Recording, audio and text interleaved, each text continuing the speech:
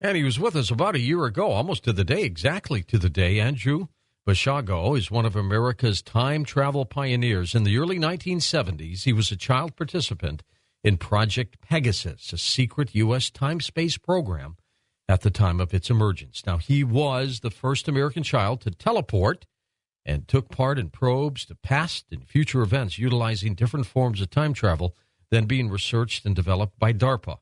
For 10 years, Andy has investigated his experiences in Project Pegasus on a quest to share them with all of us and prove the existence of the U.S. time-space program. Here he is back on Coast to Coast. Are you still practicing law, too? Yes, I certainly am. Full-time here in the state of Washington, pursuing truth, justice, and the American way on behalf of the citizens of Washington. Super. Tell us about Project Pegasus. Project Pegasus was a classified defense-related research and development program, as you mentioned, undertaken under the aegis of the Defense Advanced Research Projects Agency, or DARPA, which in those days initially was known as simply as ARPA. And its function was to develop different forms of quantum access so as to be able to provide the President, the U.S. intelligence community, and the military data about past and future events. It was administered by Dr. Harold Agnew of the Los Alamos National Labs. At the time, Stephen J. Lukasik was serving as director of DARPA. Dr. Ivan Browning was serving as the head of the Director of Science and Technology for CIA. And Dr. William Shockley, who was then serving as the chief technical consultant to the U.S. Army, was overseeing the program. And those are all individuals that I met in different contexts when I was serving as one of the child participants in the program. This project, now, when you were the first child, were there many involved eventually? The initial group were a group of Navy enlisted personnel who were just used to experiment with whether human beings could teleport. And they involved the kids from Latin America. I was in the third group who were children drawn from some of the gifted and talented education programs that were ongoing around the country at that time. Teleportation would be used to transport the president and other cabinet officials around the world in a time-urgent way, and presumably their children would travel with them. I know I was the first because my late father, that is to say the first American child to teleport, because my late father, Raymond F. Besagio, was one of the project principals. He was essentially the point man between the Ralph M. Parsons Company and the CIA on the theory and practice of teleportation.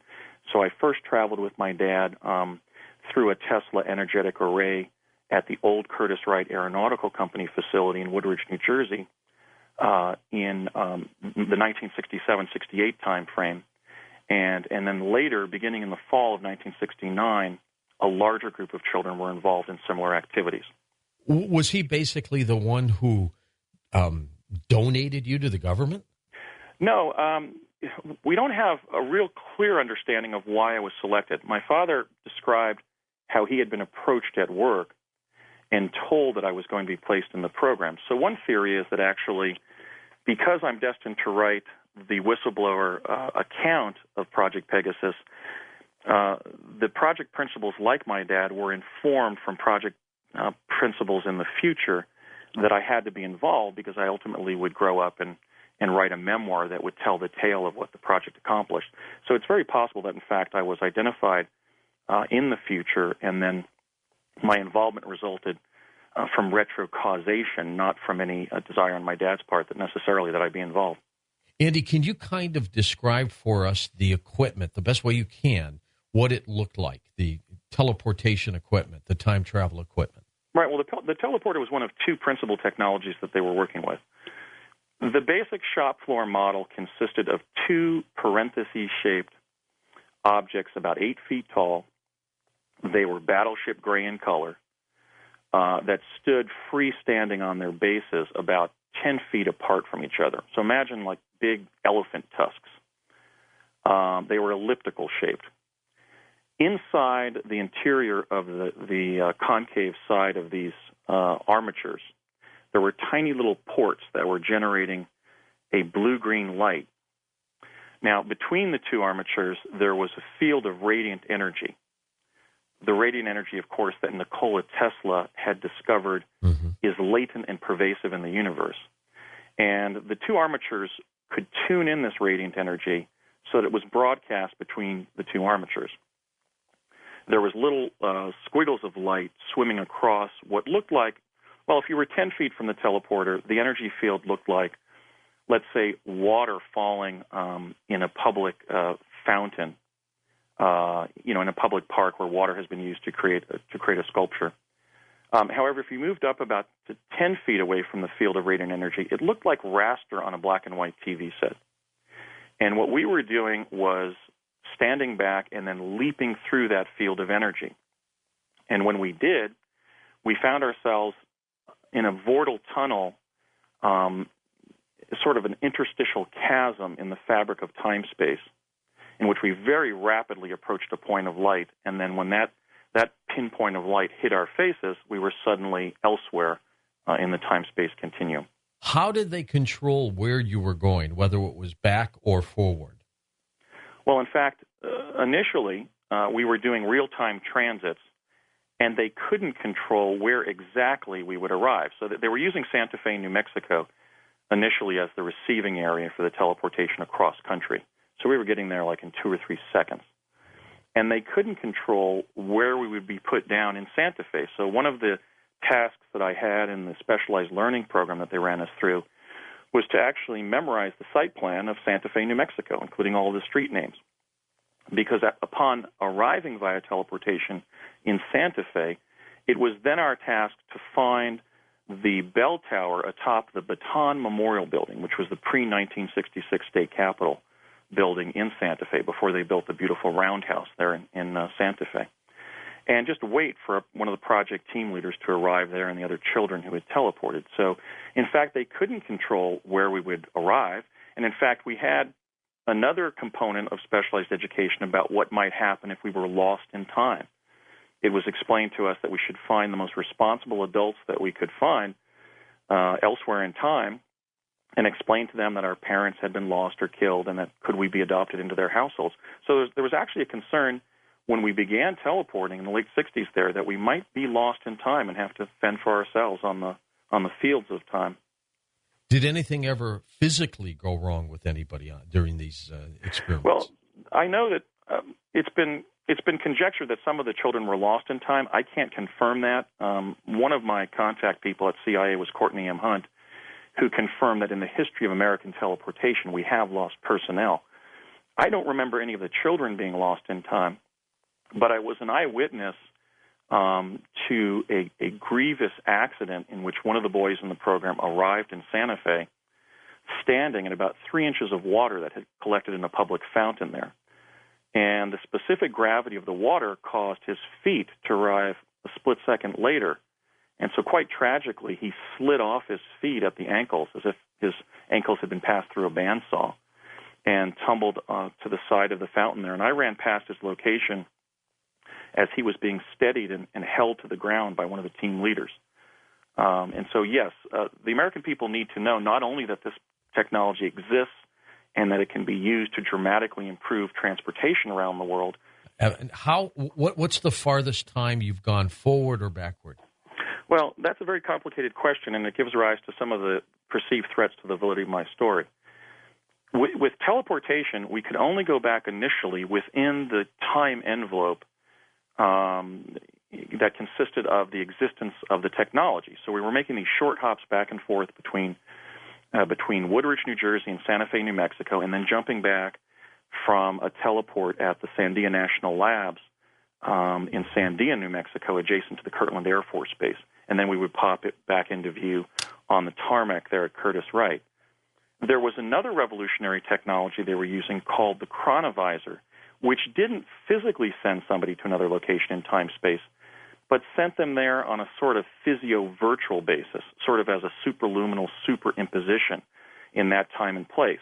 Now, the teleporters, were limited in terms of how far back in time we could go, but because the chronovisors didn't require a chronovisor in the past time to send us back to the present, they were virtually unlimited in the reach by which we could go back in time. So the farthest that I remember that I went back in time in one of the time probes in the holograms that the chronovisors were generating was back to around 1 million BC. I was sent to a hot red Earth environment and I found myself walking along a crest line for about 10 minutes. One of the paradoxes was that the chronovisors opened up an unlimited environment, so I didn't find myself bumping into the wall of the laboratory, but when the hologram was turned on, I could walk literally for miles. And so I walked along this ridge line, and then at the top of the ridge, I looked over to my right, and there were two huge dinosaurs with long necks chomping on tall grass.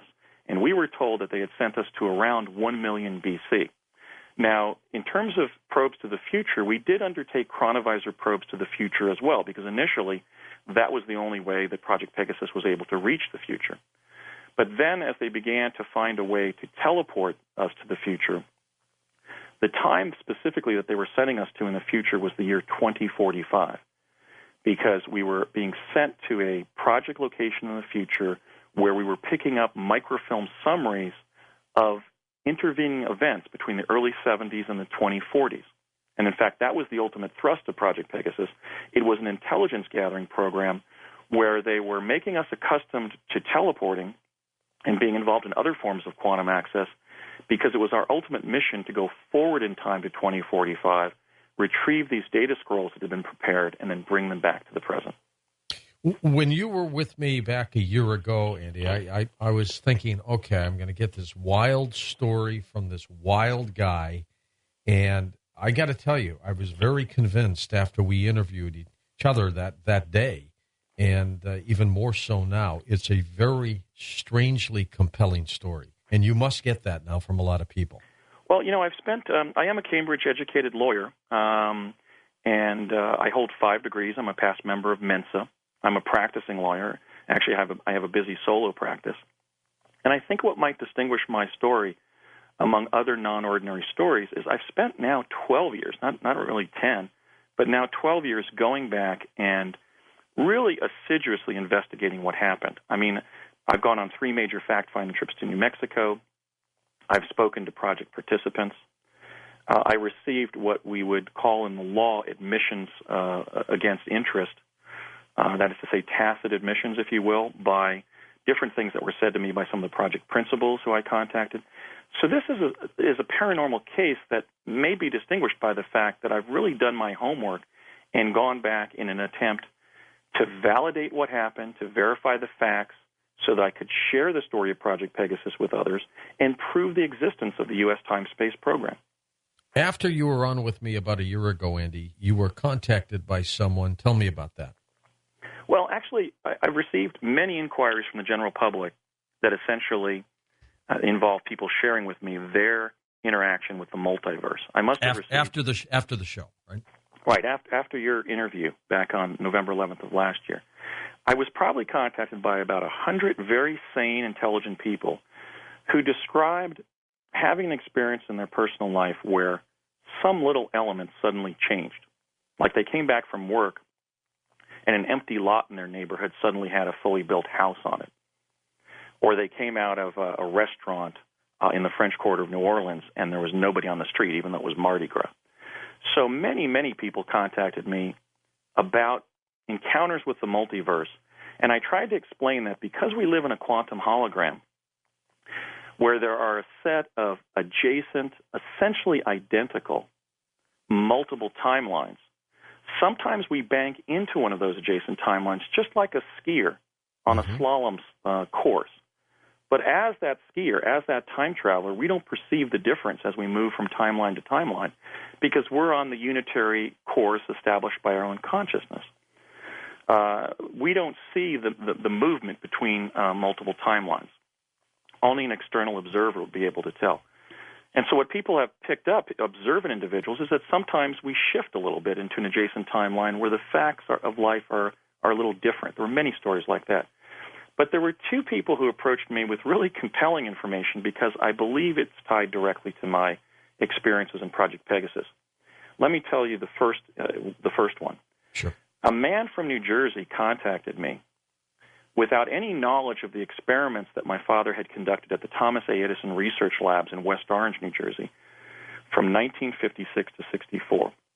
I don't believe I went into that connection when we first spoke. my father essentially repeated Nikola Tesla's teleportation experiments at the Edison labs in the late 50s. He was doing things like magnetizing cylinders, and as he later described to me, actually when I was quite already well involved in Project Pegasus, that he was doing things like dropping pennies through the cylinder and finding that they came out of the end of the cylinder too quickly or too late or disappeared altogether.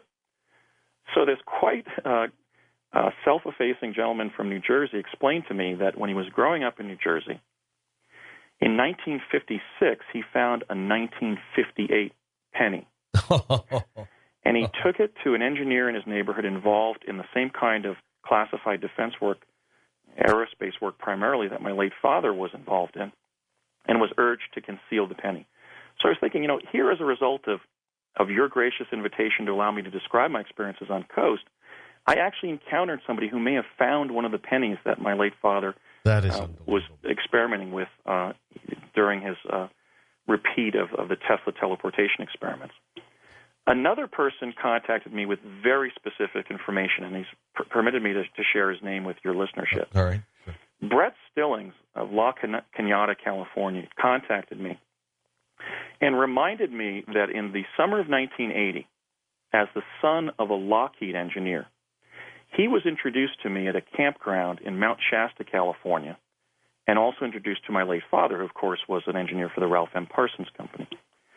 And at that meeting, well, first of all, on the way up to that meeting from Southern California, his father stated, according to Brett, and I think this is quite credible, because I not only remember Brett, but I've identified him by contemporary pictures of him and even a photograph of their pumpkin-colored VW Bug that he sent me, that on the way up there, his father stated, Brett, you're going to be meeting a young man who has been involved in time travel activities on behalf of the U.S. government. Now, here's something very interesting, I think, to Coast listeners.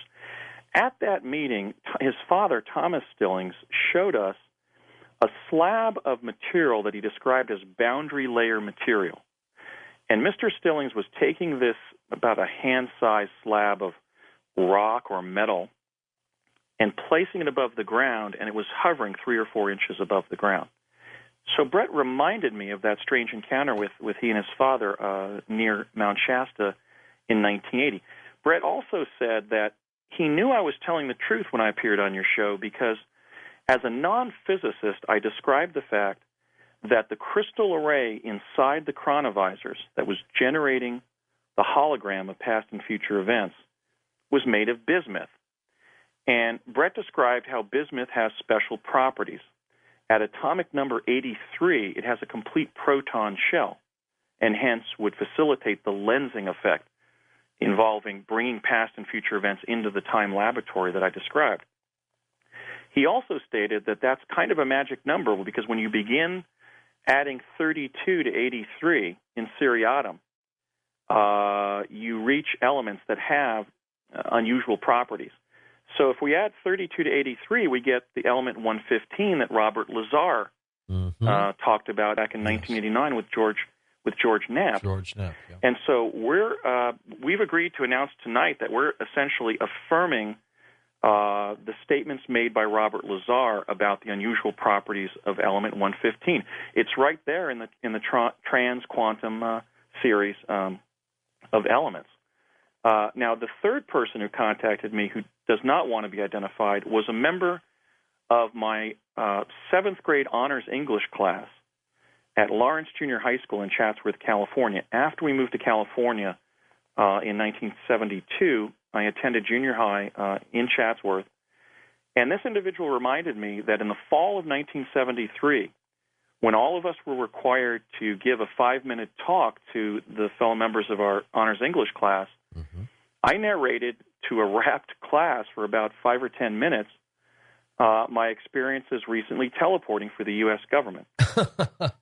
Now, that class held a number of individuals who went on to very distinguished careers. Several have become prominent lawyers in California. One is a very successful Beverly Hills psychiatrist who has appeared on all the major television talk shows. And so I'm going to be approaching Lawrence Junior High School to get a list of that class and question all of my class members as to whether or not they remember that presentation. Certainly it doesn't prove that I was involved in time travel for the U.S. government, but it would establish in evidentiary terms the fact that my account is not of recent fabrication. Good point. Now, back a year ago, I asked you specifically, Andy, if you were John Teeter, the time traveler, and you said you were not. That's correct. And welcome back to Coast, and Bob Mitchell is back with us. Bob, of course, is the Canadian author and journalist. He covered crime and sports for the Toronto Star for more than 35 years. Now a field investigator for MUFON based in Ontario. He's an executive with MUFON Canada, also the co-founder of Toronto's Newswire service at Tor Newswire. And here he is back on Coast to Coast. Bob, always a pleasure having you on the show. Thank you, George, and it's really, really a pleasure tonight to introduce to you Jason Quitt, who I think your viewers are just going to find as absolutely fascinating as I did when I first met him. This is a remarkable story, and you two wrote together Forbidden Knowledge, Revelations of a Multidimensional Time Traveler. Now tell me your relationship with Jason. How did you meet him? I had never met him, never heard of him until last summer, when we both were giving talks at the Alien Cosmic Expo in my hometown of Brantford, Ontario. I guess I did hear of him because the organizer, Joanne Eady, said I had to meet this fellow. She thought we would hit it off right away, and I really had no idea who he was or what his story was.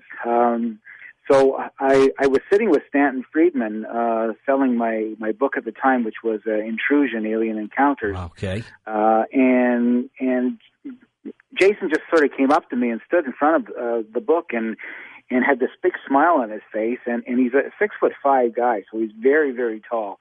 And I'm looking up at him, and he's not saying anything, but he's pointing to the picture on the front of my book, which is an insectoid basically, and looking back at me and just indicating that he knows what that is and has seen that and has heard about it. And so there was an instant connection right then and there. And then I went and visited him at his booth, and he was selling crystals and a book called Egyptian Postures, which again I knew nothing about, never even heard of it before. And so I took in his talk, and he started this talk, and right away he said that he not only has pre-birth memories, but he chose his parents, and we all do. And I said, what does he mean by that? And he started telling the story about that, and while he was telling the story, I almost wasn't even listening to him. It was almost as if in my mind I was saying, I got to meet this guy more, and I got to do a book on him, because it just sounded so fascinating and so really unbelievable.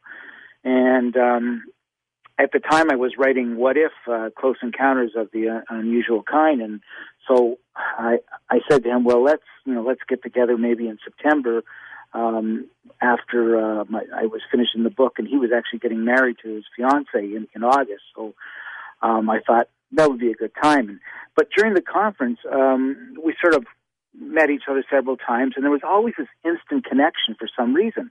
And in his speech, he talked about ancient Egypt and his past lives there. And my wife has always had an affinity with ancient Egypt. She doesn't know why, but she watches every show, every television show, and every book. And we have pictures in our house of ancient Egypt, and we have artifacts, and I have no connection whatsoever. So when he met my wife, there was a really instant connection, almost as if they had been together in a past life or knew each other as sisters or brothers, and it was very weird. And I just said, we have to get together. And as it turned out, we really started writing this book, and this is going to sound incredible, but just around December. And it just flowed so incredibly. He would tell me things, I would try to explain it more, and it just flowed back and forth. Before we knew it, we had this incredible book, and it's only been out a few days, but it's starting to do well on Amazon, and we really haven't done any publicity about it. Well, it's an amazing story. I just had a guest on, Bob, talking about the Nibiru. Yeah, and I heard that. And you two mentioned Planet X in this new work, Forbidden Knowledge. Tell me about your thoughts on that. Yeah, it's interesting. I don't think we mention it by name, because at the time when I asked Jason about Nibiru, and he said in all his travels and all the beings he has talked to and over thousands of years, it never came up as the word Nibiru. Now, maybe that's a word mankind has put onto it, but some of his extraordinary time traveling into the future, which he's going to get into later on tonight, he basically has seen the results of what would happen if Nibiru did come, and it's not a pretty story. And I can only hope that. Bob Fletcher's story is fascinating. I can only hope that he's absolutely wrong, because if he's right, and if Jason has seen what he says he has seen in the future, it's not a pretty sight for mankind, and it seems like it's coming faster than it is. Well, and if Jason has seen this in the future, that's not a good sign for us, Bob. Is No. Although he says that the future is not carved in stone. And he also talks about how, and this is hard for people to get around. I think it was hard for me to understand it at first, but I'm more and more understanding it, that we as human beings, we're basically fourth dimensional beings trapped in a third dimensional world. And he'll tell you why we're trapped here. That it's a fascinating story on its own, but we also live multi-dimensional lives all at the same time. And sometimes they're just a little bit out of sync in this third dimension. So basically, there's another George Norrie somewhere right now. Oh, God forbid. Talking, and there's another Bob Mitchell talking, and so the future that we're seeing here may not necessarily be the future of us in another dimension, and it's our consciousness in another dimension. It's the same being as we are. We just don't know each other exists. We're living almost a similar life. It's not really dimensions, but it's just the consciousness that's everywhere in the universe. And it's a really hard concept to understand, but the strangest thing about it is in the last few months, people have been coming up to me when I'm selling my other books and at events, and that's all they want to talk about is consciousness. And it's just overcoming the entire, I think, alien UFO industry now. It's like this movement that has just come out of nowhere, and I think everybody on the planet is starting to talk this way. They sure are. Now, the title, Forbidden Knowledge, tell me about the title. That's pretty fascinating. Yeah. Well, as I was writing it and learning all these things, at first I came up with the title Secret Knowledge, but then I thought forbidden sounded a little more ominous, and it really is in some sense, particularly with some of the his future travels, because he talks about a society on Earth where the AI intelligence controls everything, and while it sounds good, it actually is a terrible thing for mankind. And we also talk about in the book about how the story that archaeologists, mainstream archaeologists, historians, scientists have basically been telling people for hundreds and hundreds of years is basically a fabricated lie. That if you really think about what you're being told, most of it can't possibly be true, in the sense that most archaeologists and scientists in the mainstream will say that mankind's only been around for mostly 5,000 years where they've have a civilization. Well, they've now had, they found artifacts that are far more older than that. There's a pyramid in Russia that has just been discovered, and it's supposed to be millions of years old. And so there's evidence that societies did exist on Earth from thousands, if not millions of years, yet our mainstream archaeologists don't seem to want to believe this, and they keep perpetrating a lie that they were told. Jason goes into this about a lot of things that we don't know that he believes are true because he's seen it, he's exhibited it. So it's and also the other thing that forbidden part is that when Jason began talking about some of these things last year, he actually he became very, very sick, and it's a very fascinating story.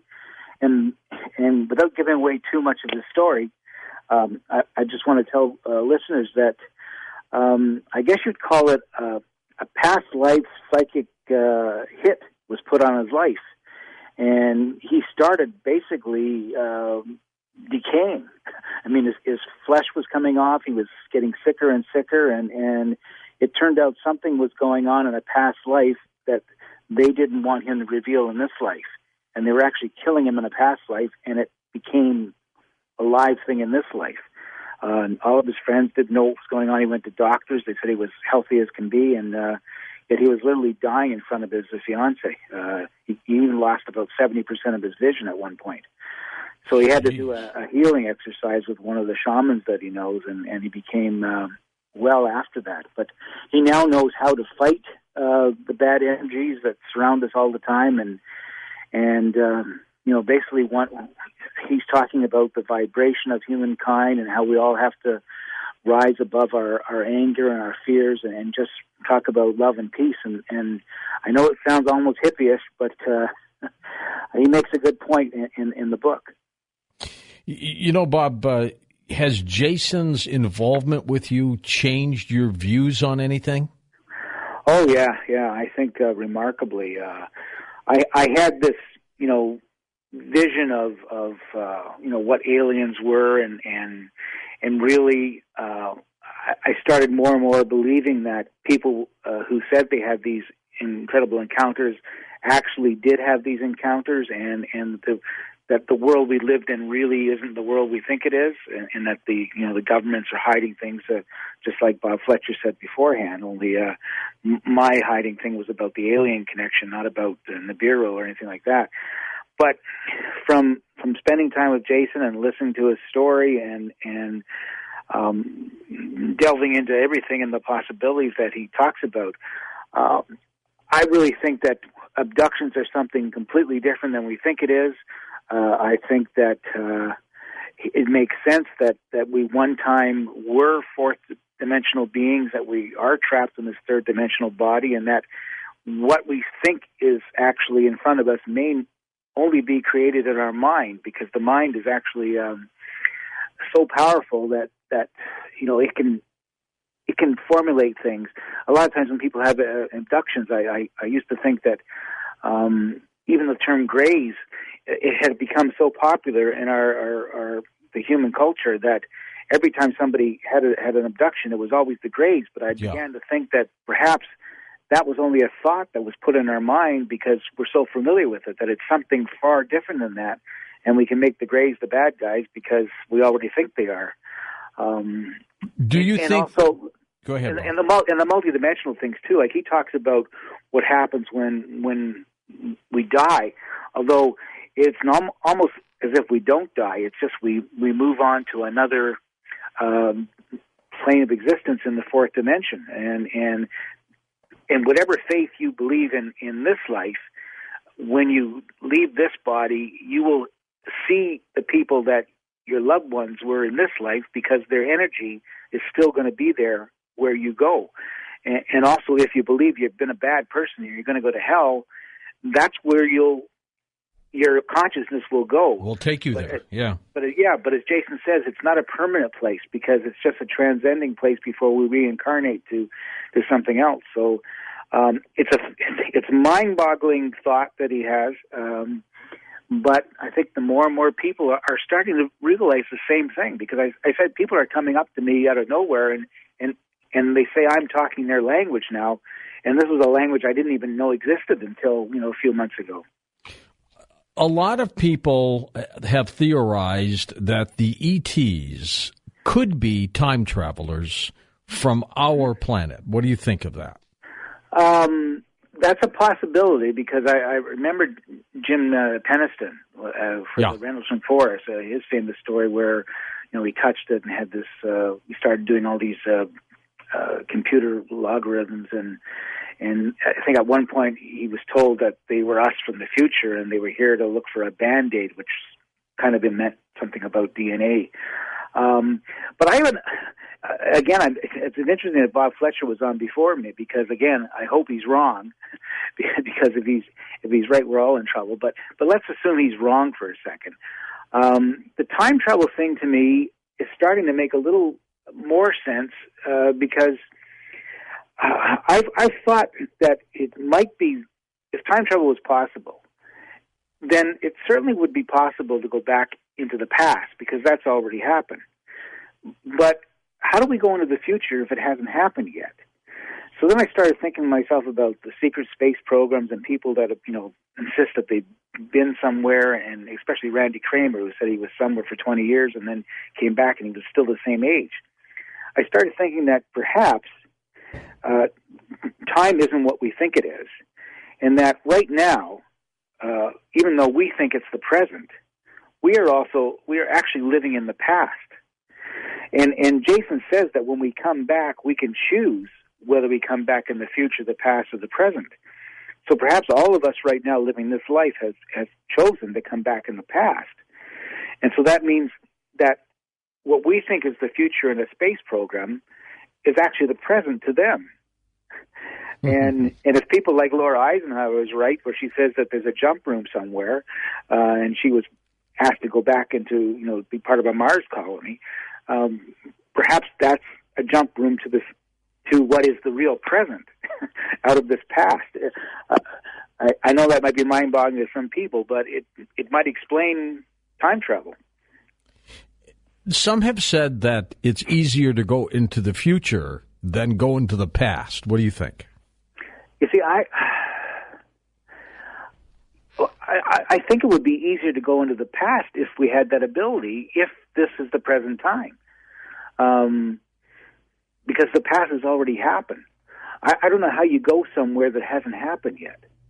And that's my dilemma when I talk about time travel. But again, everything we think about in this life is based on our own knowledge, our limited knowledge of possibly the entire universe. So we only think with our mind in these terms. So time travel seems like something that could not be possible. It's stuff of Star Trek science fiction. But perhaps in another species, another alien, it's just a normal thing. Because time, I don't believe, is what we think it is. But again, if we're living in the past, then it should be easier to go to the future because the future really is the present. Since you've been doing this, have you been convinced that we are being visited indeed by ETs? Oh, absolutely. I don't think there's any doubt about that, and I think anybody who thinks that we haven't is just closed-mindedness and just doesn't want to believe it. There are too many people that have come forward with tremendous, backgrounds, scientists, astronauts, pilots, people like Laura Eisenhower, like the great-granddaughter of Dwight. Dwight, yeah. Why would she stick her neck out and say the things she's been saying if she didn't believe him? And she says that she was approached. I think one of her recent speeches at the World Congress in Italy that I've seen, she starts out by saying that an alien invasion has already happened. We just don't know it because the governments have never let on to this. And what do they want, though, Bob? What do they want? Well, they want our genetics, I'm sure, because perhaps some of them are not, they're dying species. That could be. Or they want to take over our planet. Yeah. Yeah, or perhaps we are their experiment. And that could be. They control us because they've always controlled us. I've always thought too that perhaps a species that is millions of years ahead of us obviously could create clones, could create biological entities. Oh, they could do. They could do anything. They could do anything they want to do, Bob.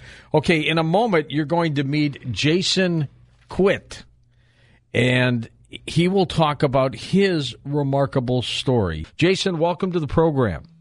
Thank you for having me. My pleasure. Now, Bob was kind of setting the scene for how he met you and the incredible story, but we want to hear it from you. Tell us what the heck has happened. Okay, well, this is a long story that can probably take your show up for a couple weeks. But we'll do it in segments over the next year, huh? That's right. Well, you know what? I'll just start off as a good introduction of, Bob talked about what fascinated him was my story of choosing my parents. And I think that's a good place to start. Because ever since I was a young child, I always had a memory of coming to this planet with many other children, and it was almost like I was walking down these hallways with many other children. There was women there that were directing the flow of these babies, and one of these women said, "It's time for you to choose your parents." So I was very happy, and I followed this woman down another hallway, and there was a tiny little door. It was just the size of that only a baby can fit through. So as I entered this room, it was almost like a movie theater, and I saw this great big portal open up in front of me, and I actually got to sit there and view my parents before I was born. Oh, my gosh. And I remember watching them before they were married, watching them when they were getting married, getting their photography done.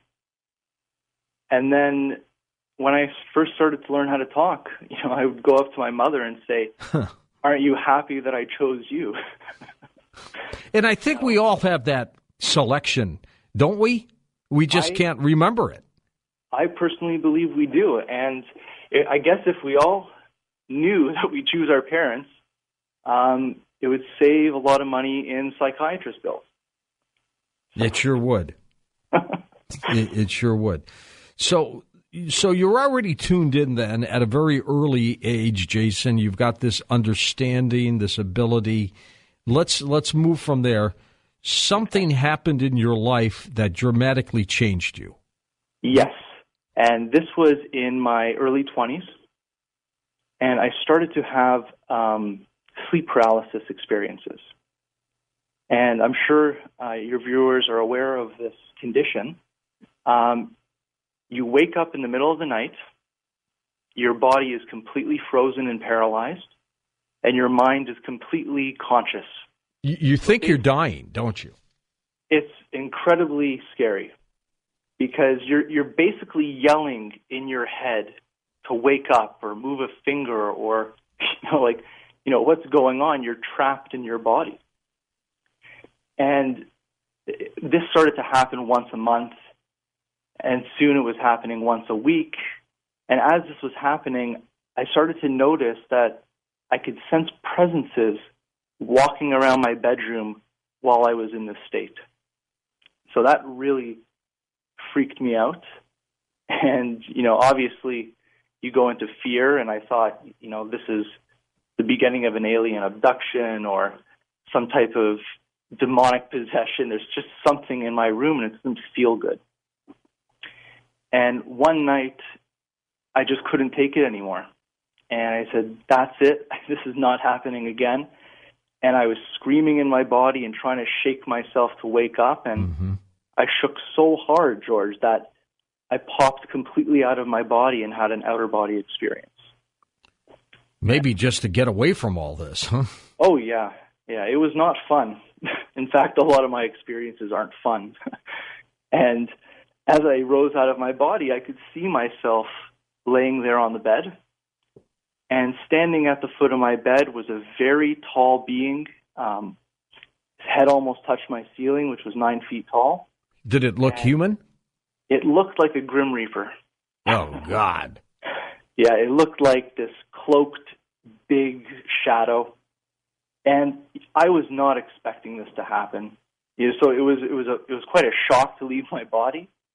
But then it was even more of a shock to see that there was someone in my room with me.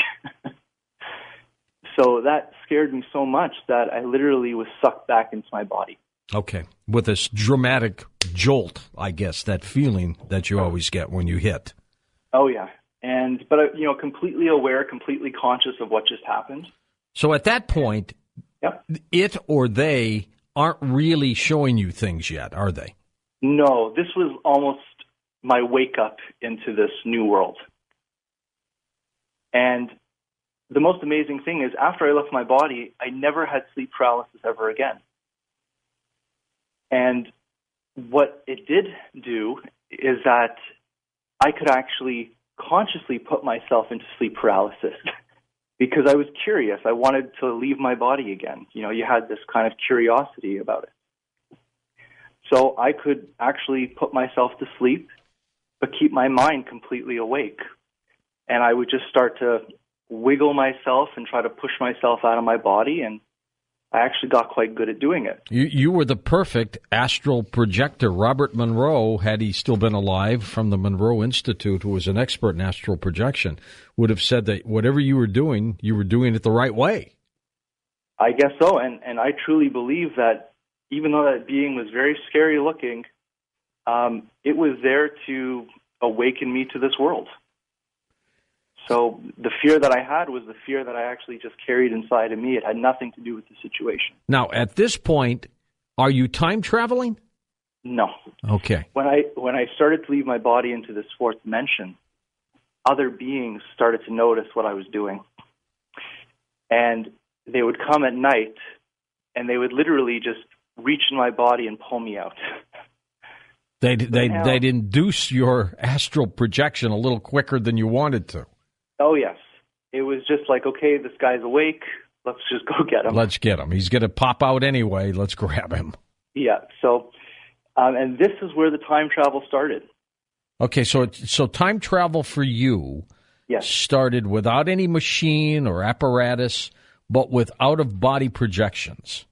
Yes. Okay. And actually, you know what? Let me tell you and your audience what time travel is. All right. Because I don't think people have got it over it too well.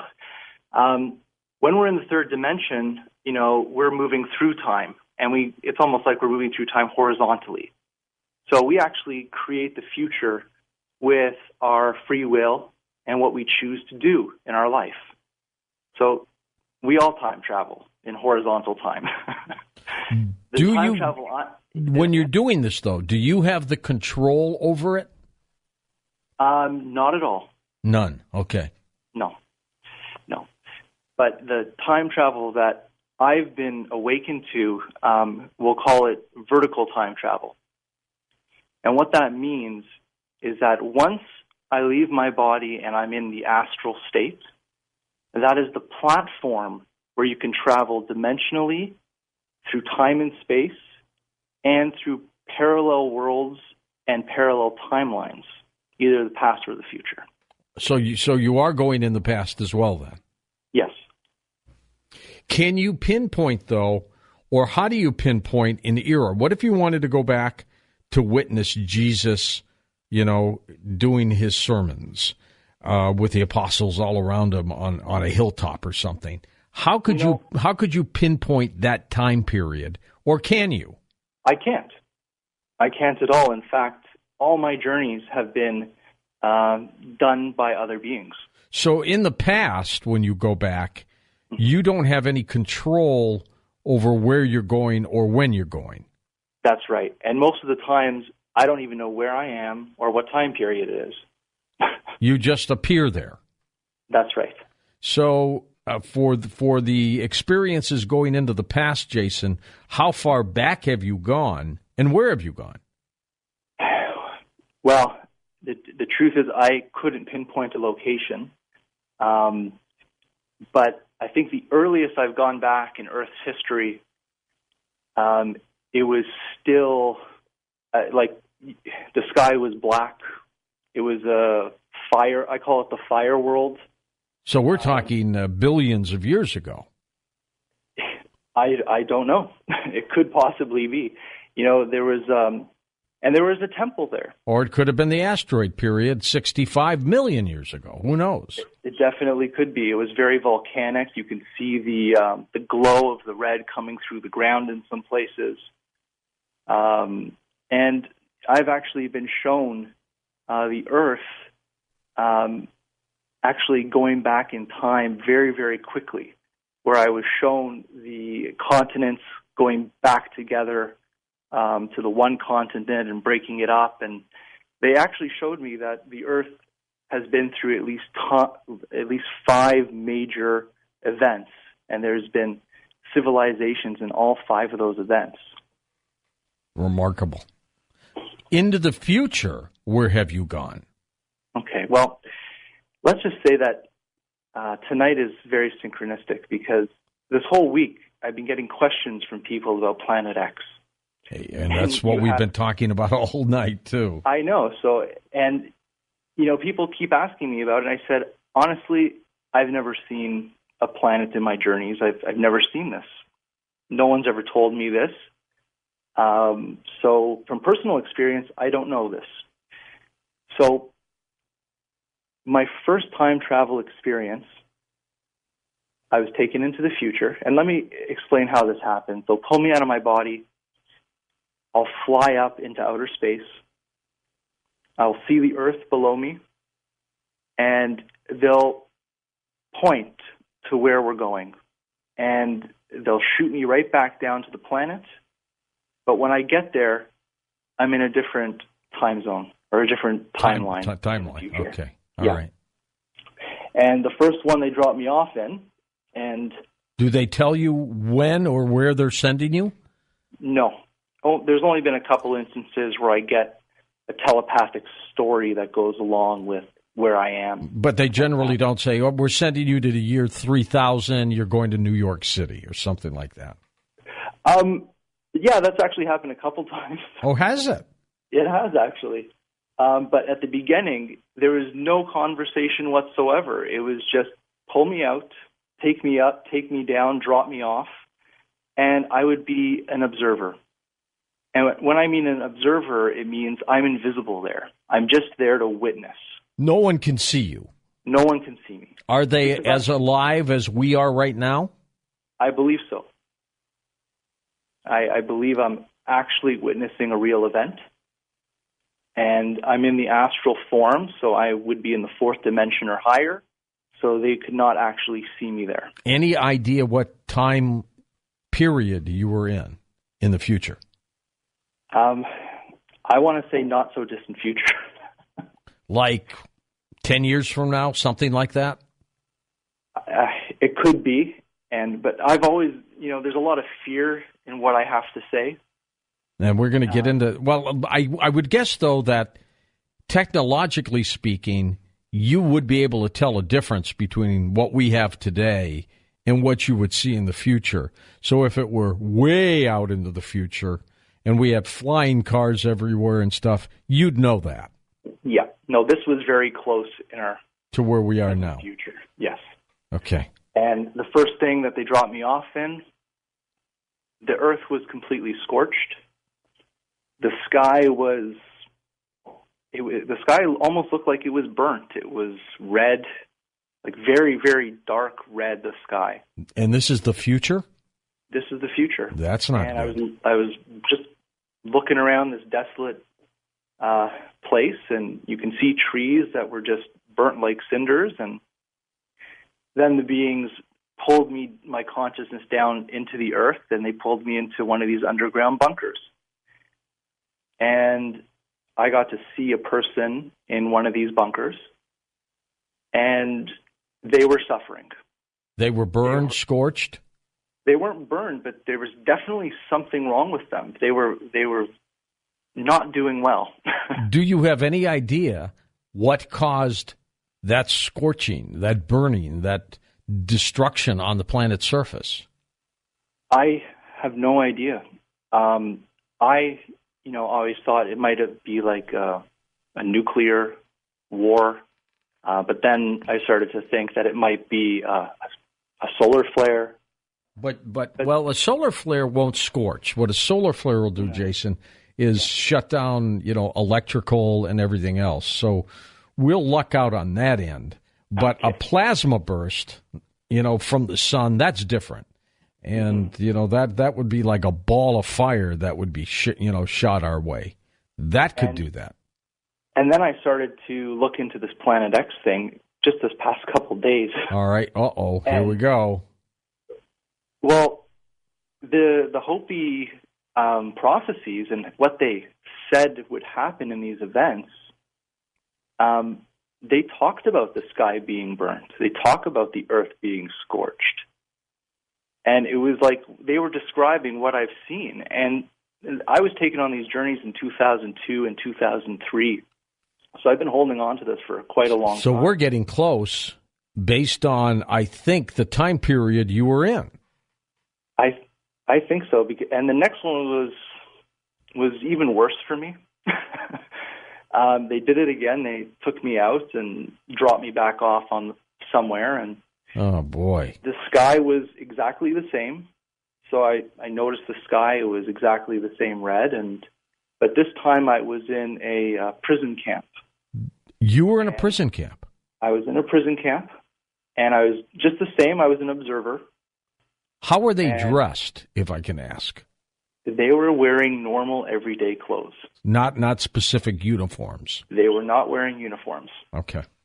And now, are you sure it was a prison camp as opposed to a holding tank? A holding tank. Well, it was very high concrete walls with barbed wire. Ooh, that's not good. Okay. And there was, and it was a big area. It was a very large area, like a big field. And there was a tank in there, and there were soldiers. And you still don't know, though, whether it was man-made created, like some kind of nuclear war, or whether it was some calamity from the solar system. That's correct. Hey, George Norrie back with you, along with Dr. Bruce Goldberg for the next couple hours. Dr. Bruce Goldberg holds advanced degrees in dentistry and counseling psychology. He is an international hypnotherapist. I have witnessed him taking people back in hypnotherapy sessions, and some of the things they've said in their reincarnated lives, absolutely amazing. Noted author as well. His website is linked up for you at coasttocoastam.com, and he's got a toll-free number, which he'll tell you about, because Dr. Bruce always gives our listeners a special deal. Don't you, Bruce? That's our deal. I most certainly do. And by the way, you have had your own personal experience of going into past and future lives on the Gaia Beyond Belief show, too, if you remember. Yes, I did. We're going to be going into a lot of heavy stuff. So basically, to introduce this, let me give you the mentality here. Put your Jedi equipment away, fasten your safety belts, folks, set your phasers on stun, adjust your clocks to the appropriate star date, be prepared for an e-ride into the fifth dimension and time travel, and may the Force be with us. What we like so much about talking to you, Bruce, is you always come organized and prepared, and you're ready to go. Well, I learned all that in my time. future life. How's that? It carries back. But today we're going to be discussing, the time travel. The idea of time travel is you see a lot of fiction movies and TV shows done about that, and that's fine. Hollywood. I'm a consultant to Hollywood, as you know. Yep. They don't always listen to the consultants when it comes to exaggerating the aspects. But I don't know anyone else in this world that I can think of, and I would love to, but I don't, who actually has real cases of time travelers, and I do, and I've contacted them myself, and so have my patients, and we're going to get depictions and stories and actual examples of that. The point is that anyone can do this. So let's discuss what time travelers are, who they are. We're talking about time travel, regardless of what you may hear about in all these media things and all these fake stories or Hollywoodizations. The reality of it is this. Time travel will not be discovered until the year approximately 3050. The man who discovers it is a man named Tatos, T-A-A-T-O-S, who develops what we call a wormhole linear accelerator machine, which allows him and a spacecraft, if you will, a capsule or whatever, with a bunch of people to come back in time. So what does the time travel team look like in the beginning, meaning the 31st century to about the end of the 34th century? The first people or agents involved are what they call the Greys. These are the ones that you're used to, the large black eyes, 3 to 5 feet in tall, the grayish skin, no earlobes, 4 fingers and toes, okay?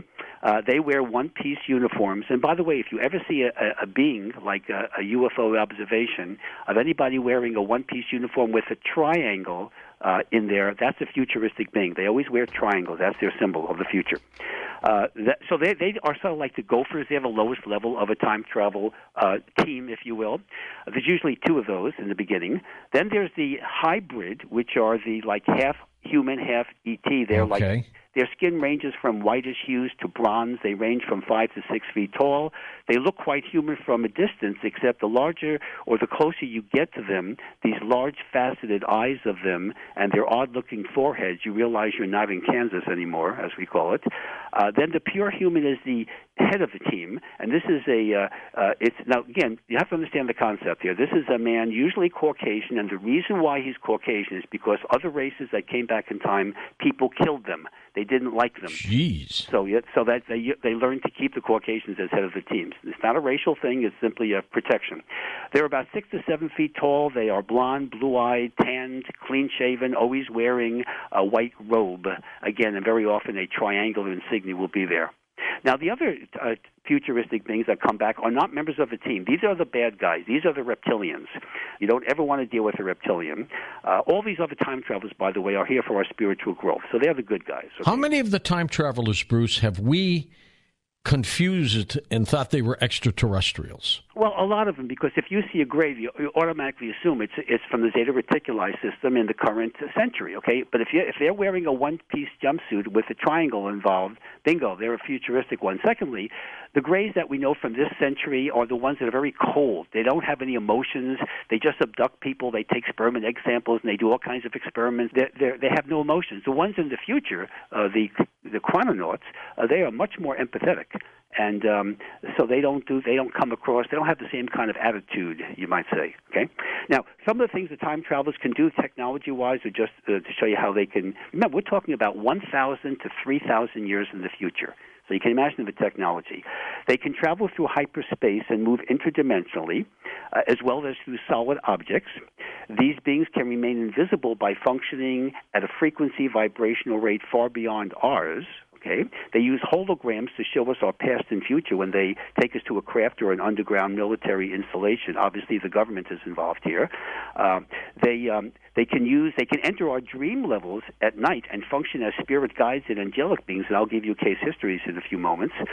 They have mastered advanced medical techniques called quantum medicine, in which they can replace lost limbs and literally resuscitate the dead if caught within 24 hours of physical death. That's amazing. Isn't it amazing? This is heavy stuff. So, and they also have something, remember now, the time travelers also have to worry about the men in black. There are men in black. There are 4 types, which we'll discuss. If a time traveler is observed by a man in black, they will kill them. The man in black will kill the time traveler. So, but if a time traveler is staying on this time zone, let's say in our century, in our time zone, let's say they're living in Los Angeles or any place else, and they stay here for 5 years or longer, then the men in black can't touch them. They can't detect them. They don't know who they are unless they announce themselves, which they never will. So that's why you see most of the time the time travelers function in the 5th dimension, so that they keep away from the men in black.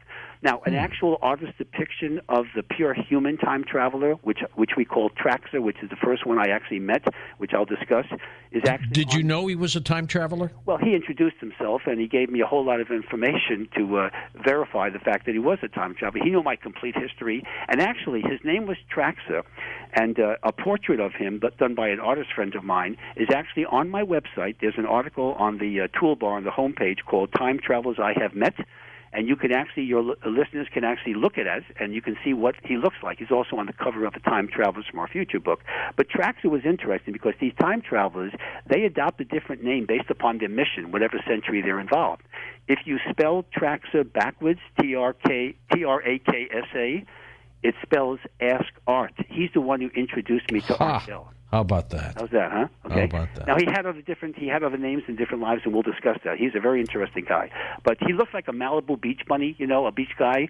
But he's actually like 75 years old, and in the future, people live very long, between 500 and 900 years young, as I call it. So that's the time traveler mentality. They're here to help us.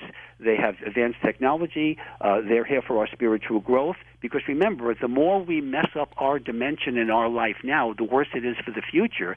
So they have a vested self-interest in being cool and to help us grow. And our technology, by the way, this is something that I mentioned. You remembered on our last Gaia taping, which you enjoyed, is that when people think of all the technology we have, cell phones and satellite dishes and all these kind of things that we have, it's not the government that does this, folks. It's not even the corporations. Yes, there's involved to a certain degree. Time travelers from our future give us this technology, and they give us this technology in our dream levels.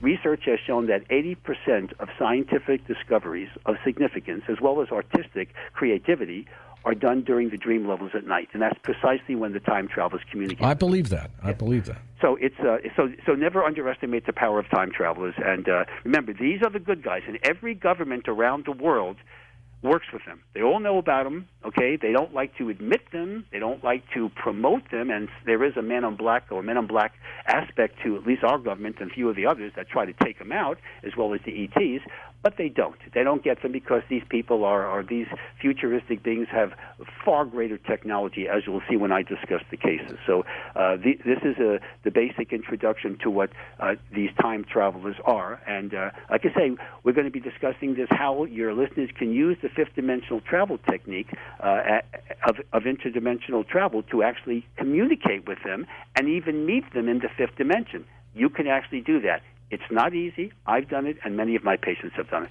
What do they want? What do the time travelers want with us, Bruce? Well, you think of it this way. If you look at the history of mankind from an evolutionary perspective, we should never be doing what we're doing now. You know, the Greeks had some of the greatest minds in history. Why didn't they have satellite dishes and telephones? And why weren't you on the air in, 2300 BC, okay? So you have a situation where they have actually custom designed our growth as a civilization. And they've done this. Let me give you an example, a perfect example. The first time traveler was Tatos, okay, about the year 3050. And he developed this wormhole linear accelerator, went back in time, and he went back, the first place they went to was ancient Egypt. They went back that far. That far? Oh yeah. Well, they went back farther. They went back to Atlantis and Lemuria too. But we'll mention that later. But let's just deal with the more conventional aspect, okay? If in fact this is conventional, right? So they go back to ancient Egypt about say 4,000 BC, and Tatos had a team with him. And listen to the names of the team: Geb, Isis, Osiris, and Horus. These are all the Egyptian gods. Right. So, and by the way, Tatos was also known as Thoth. The Greeks called him Hermes. Got that? Okay. Yeah, all right. I'm with you. Okay, so basically, of course, if you go back in time with advanced technology and you're wearing a white robe and you're doing all kinds of... You're a god. You're a god.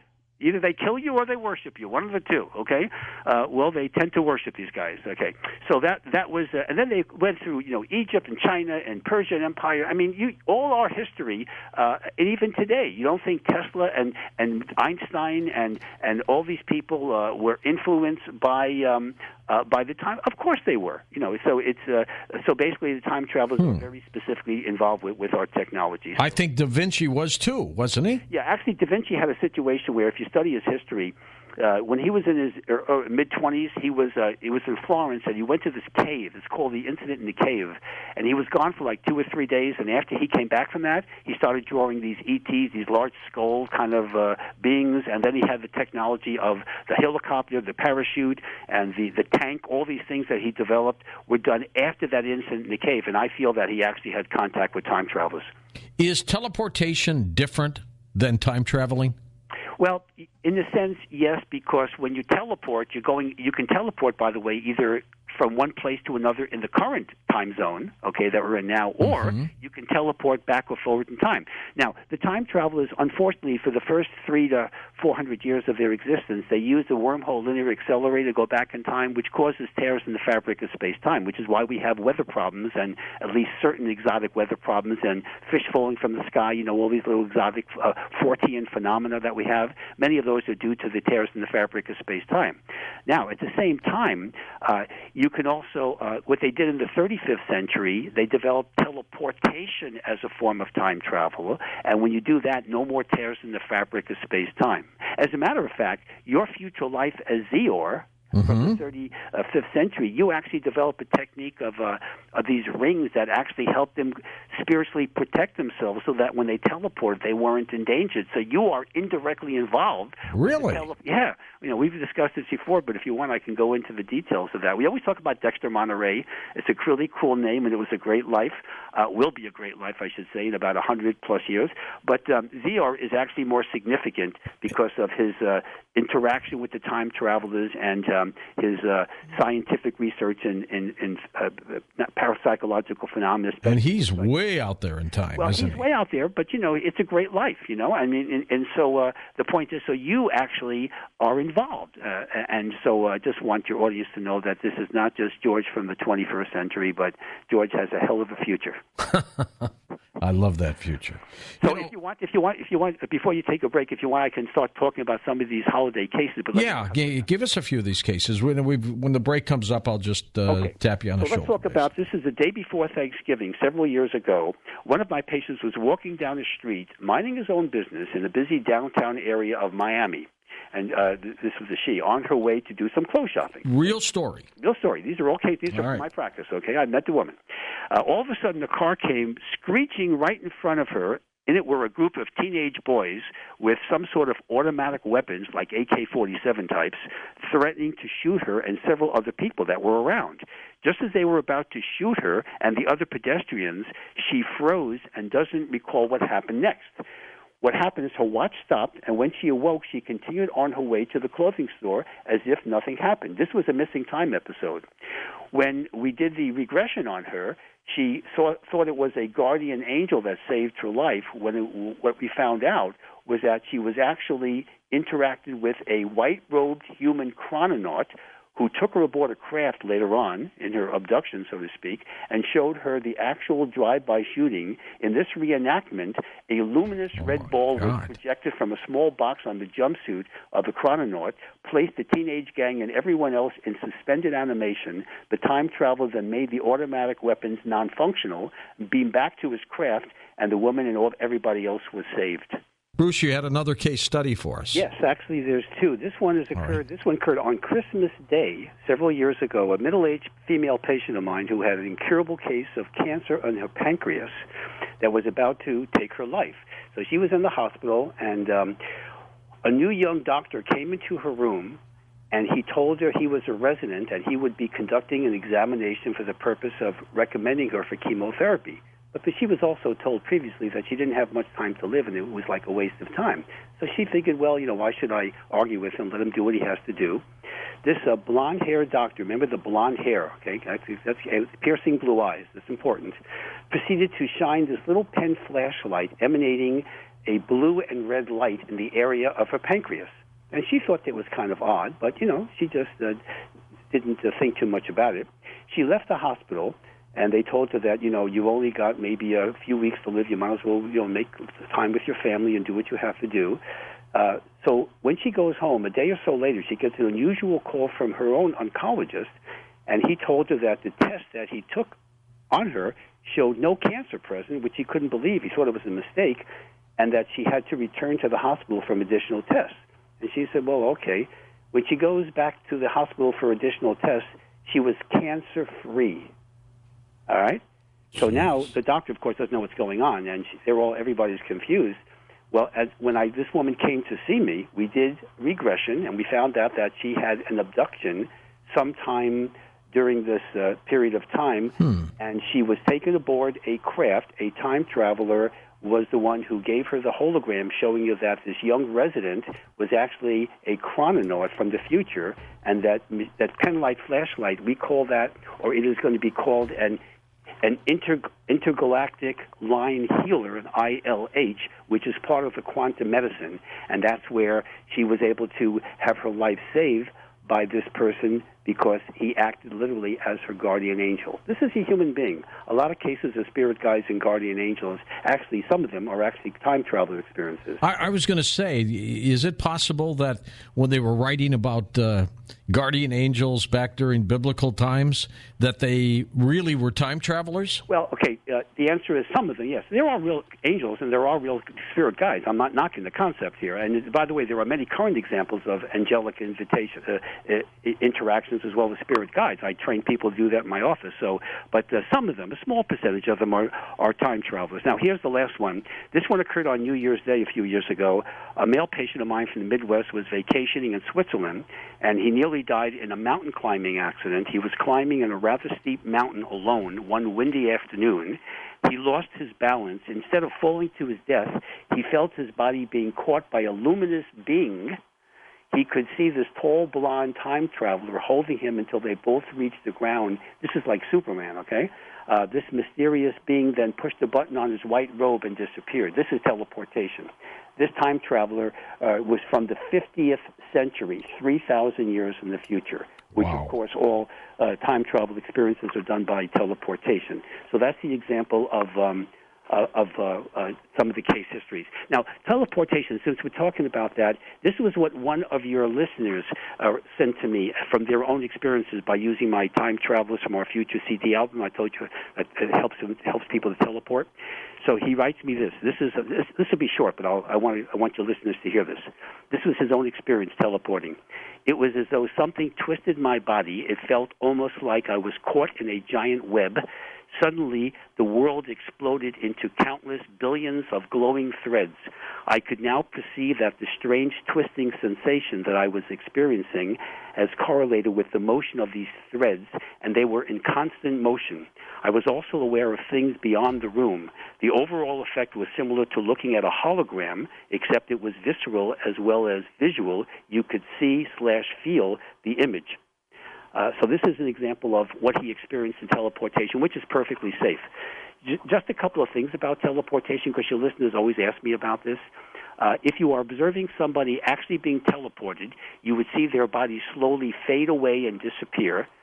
Nothing else in the environment would be altered. The person undergoing teleportation would experience an increase in their energy vibrating at a higher speed, accompanied by a tingling, buzzing sensation and a feeling of spiraling upward. Often a pop sound emanates from the top of their head. Is it like leaving your body? Yeah, it actually is, except remember, you're physically traveling. You're physically traveling. Okay. But your atoms are broken down and everything else. Well, yeah, but you're not actually. I'll explain that. That's not quite true. I'll show you how it works. Your body may be well rested to assure success if you want to do this. You will find it easiest to teleport at night, since your body has had many spontaneous teleportation experiences while dreaming.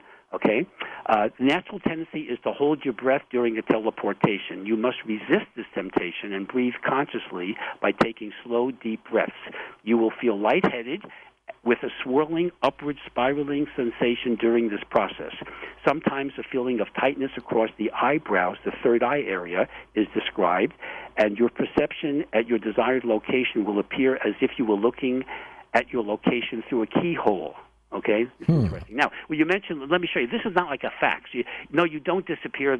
You don't disappear into the sprinkling like you see on the Star Trek episode. What you actually do is you enter into a tear in the fabric of space-time. It's like walking into a wormhole. That's what happens when you teleport. So the body is not dematerialized physically in the sense that you don't lose all your atoms. You simply are entering into a fifth-dimensional wormhole and then going either forward or backwards in time, or just to a different location in the current time zone. That's what that means.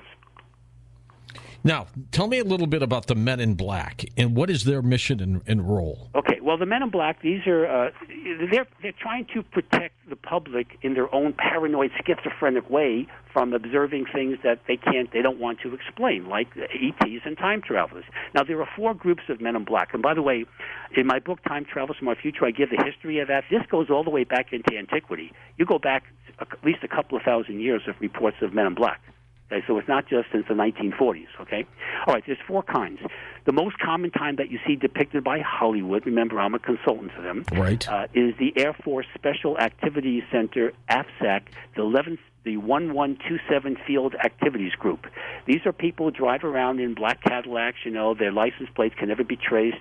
They always wear the black, this is like, the black suit, the white shirt, the black tie, the black hat, the sunglasses, These are like...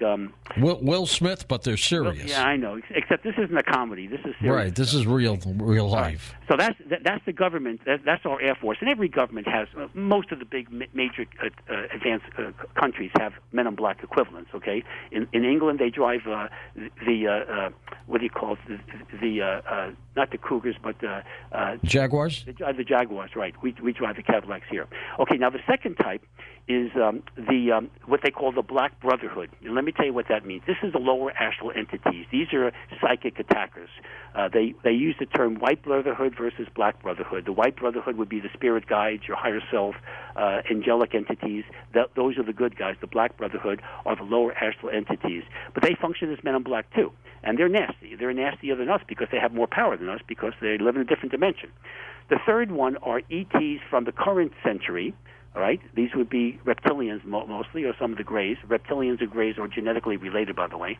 And so that's the third group. And the fourth group is the time traveler police force from the future. They have their Men in Black too. Okay. They don't want them to be exposed. Again, the Men in Black in the future are much different and kinder and gentler than the ones in the current century. Let's put it that way.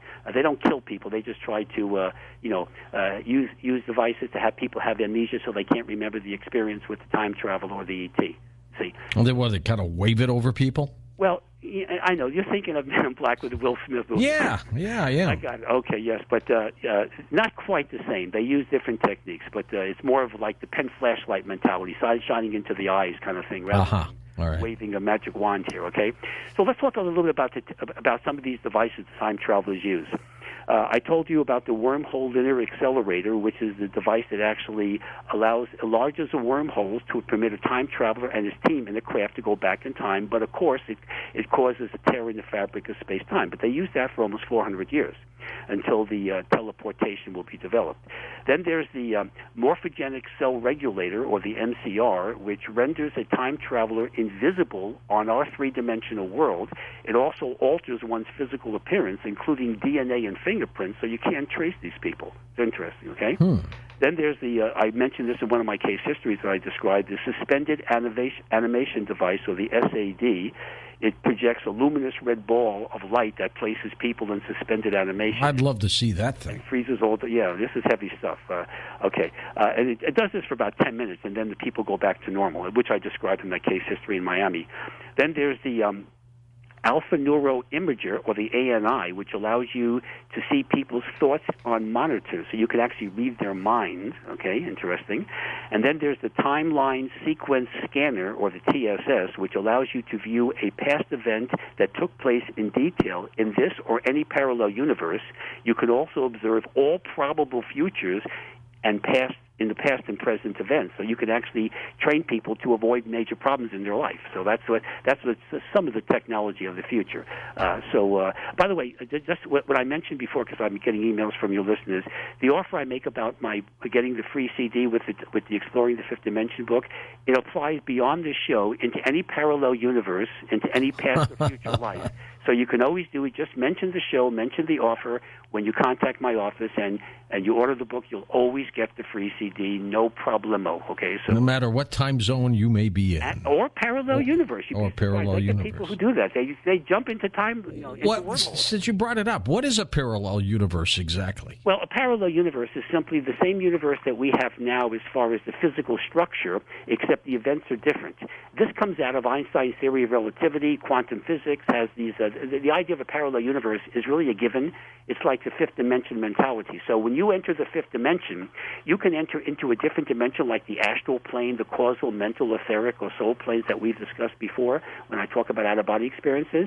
But the parallel universes represent part of the fifth dimension. Now, if you're traveling through the fifth dimension, which, of course, I train people to do, the fifth dimensional travel CD that they get with the book, of course, will do that. Let's talk about the term. I've used this before, but just as a reincarnation here. You are now an ultra-terrestrial. Not an extraterrestrial, an ultra-terrestrial. That means you're a fifth-dimensional travel. By the way, when you go into the fifth dimension, you can also meet fellow astral voyages, as I call them. You can meet departed loved ones. It can help you overcome bereavement issues. You can meet your time travelers from our future. You can meet your own higher self or spirit guides or even angelic entities. So there's a lot of advantages about going into the fifth dimension. Now, just for those of your listeners that like to read technical work, when they talk about the fifth dimension, they may read the term zero-point field. That means the fifth dimension. The same thing. Right. So don't get confused. You know what's so amazing about this, Bruce, though, is I truly believe time travel is conceivable in the future, and there's no reason to doubt that they wouldn't come back here. Of course not. Of course they would. They would come back with more than forward because it's a lot easier to deal with the past. Now, here's a good example. Now, I live here in Woodland Hills in the Los Angeles County area. Yeah. Kip Thorne is an astrophysicist in Caltech in Pasadena. And one of the best. Not only one of the best, but Caltech is actually rated higher than MIT. That shows you the kind of university. That's pretty good. Yeah, pretty good. And Kip Thorne was the one that won the bet with the late Stephen Hawking about the existence of black holes. So this guy is no dummy. Okay, in 1988, in the Physical Review Letters, which is a very technical physics journal, he wrote an article to describe time travel and the efficacy of future development. And this was used by, remember the novel and the movie Contact? Okay? Yep, love that movie. Okay, well, the author was a good friend of Kip Thorne, and he actually asked him to do the research because he wanted to make this technically accurate. And so what he did was he wrote an article, very technical, published in the Physical Review Letters in September 1988. In the last 30 years, people have been trying to tear it apart, and nobody has, because he talks about a wormhole, expanding the wormhole, lining it with exotic matter. And in the article itself, is a quote where he states that a futuristic civilization of high technology could in fact do this, and if they did this, they would actually go back in time, or the closed time-light curve. The closed time-light curve is what they call it. An actual time machine is the technical physics definition of that. So it's all theoretical, and it's all mathematically based. And remember, in field, as you know, I'm a scientist. If the math works, it works. That's right. A closed time-light curve is a time machine, and Kip Thorne's enlarging a traversable wormhole paradigm is fully documented into the scientific literature, and there's really no argument about the theory behind that. Are there governments working on time travel now, our present time, to try to benefit themselves as a country? Well, yeah, the super collider, like in Switzerland and in Europe and places like that, they're trying to develop exotic matter. Exotic matter has negative mass. That's really hard to do, okay? And it moves forward in time. It's the opposite of antimatter. So that's one of the reasons why you have a super collider. They don't tell you that, but of course they're working on time travel. But they're not going to broadcast it for the various reasons. You know, I did some research when I was working on my first time travel book. You know, you go back to newspaper articles in 1955, and they were talking about anti-gravity technology. And what's happened since? These are actual, this is like New York Times, L.A. Times, you know? I mean... Popular Science, magazines like that did that. Well, no, I'm talking about hard newspapers, you know, hardline newspapers when they actually weren't fake news, you know, when they were real news, you know, in the old days. Yeah? Okay, let's go back to those days sometime. Maybe that's why they travel. Yeah, that's why they're time traveling. They want to go back to the real news. They're tired of fake news. You're right. Okay. But anyway, so to never underestimate. And by the way, remember, the time travelers live to be 500 to 900 years young by using techniques. So we have a few moments to talk about some of the technology of the 35th century. We have 45 seconds before the break. Well, let's just say one of them is called the alpha-syncholarium. It's a device that looks like an isolation tank. By sending energy signals through the body along with unusual sounds, the body is distressed, and our DAGA production, which eventually is a sex hormone, is increased to such an extent that time travelers will live to be between 500 and 900 years young. Bruce, this is amazing work that you have been doing since, when did you start this? Long time ago. Actually, I've been, the time... You may be a time traveler, and you're not telling me. We've gone through that. Remember the shows where we had this thing for about 5 or 6 years, and I finally did an interview where I said, okay, guys, I want to man up. Yes, I know a lot about time travel, but I am an earthling from this century. And even after that, have you any idea how many dozens of emails I said, hey, Doc, just between you and I know you're a chrononaut, so I won't tell anyone. Okay. I love it.